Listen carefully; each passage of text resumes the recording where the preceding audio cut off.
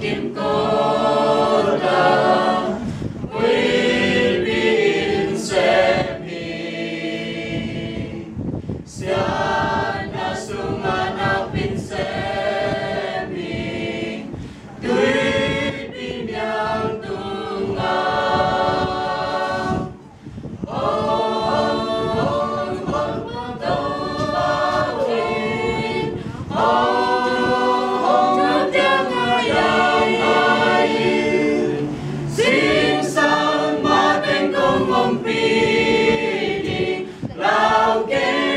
ông anh đi con bay đi xin sang mà tên ông đi lao kế ông anh đi con bay đi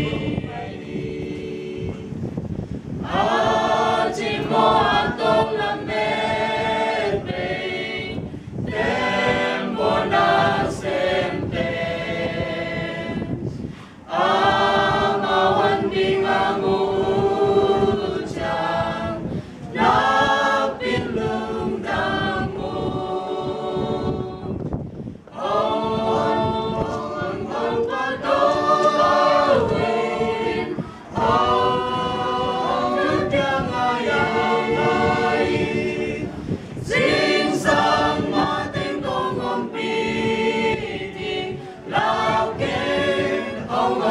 con bay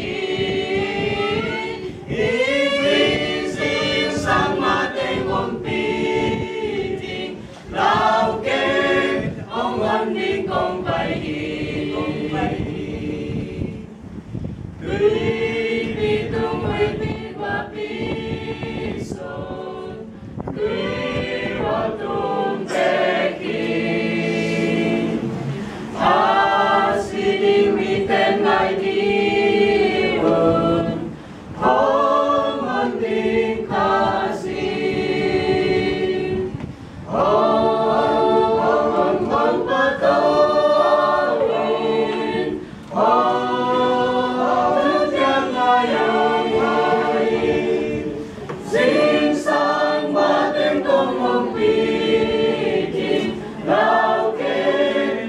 con đi con bay